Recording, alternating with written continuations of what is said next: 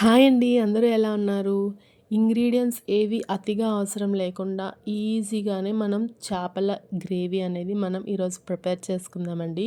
దీనికి మసాలా అది అవసరమే లేదు. కానీ టేస్ట్ మాత్రం చాలా బావుంటుంది.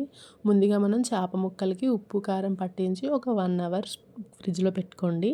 1 అవర్ తర్వాత ఇప్పుడు ఆనియన్స్, టమాటీస్ కళాయిలోని ఆయిల్ వేసుకొని ఈ ఆనియన్స్, పచ్చిమిర్చి అనేది బాగా లైట్ గోల్డెన్ కలర్ వచ్చేదాకా ఫ్రై చేసుకోండి.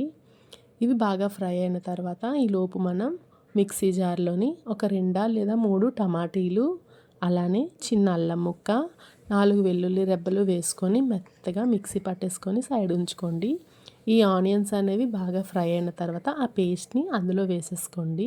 ఒక 1 మినిట్ మీడియం ఫ్లేమ్లోని బాగా కలుపుకోండి.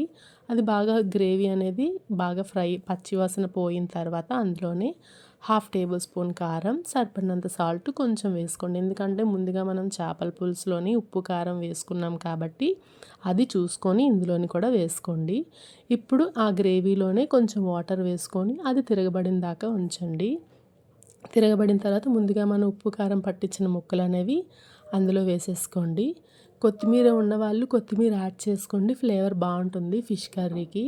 లేదంటే స్కిప్ చేసేయచ్చు. దీన్ని ఇలా వండినా సరే టేస్ట్ చాలా బాగుంటుంది. సో మనం 5-10 మినిట్స్ మీడియం ఫ్లేమ్లోని దీన్ని బాగా దగ్గరికి ఆయిల్ సెపరేట్ అయ్యేదాకా మగ్గనివ్వండి. అంతేనండి, చాలా టేస్టీగా ఉంటుంది. వేడి వేడి అన్నంతో ఈ చేపల ఇగురు అనేది కలుపుకొని తింటే చాలా బాగుంటుంది. నేను దీంతో పాటు ఫిష్ ఫ్రై కూడా చేశాను. సో దాన్ని నేను షార్ట్స్లో పెడతాను, ఇంట్రెస్ట్ ఉన్న వాళ్ళు చూడండి. అది కూడా చాలా బాగా వచ్చింది.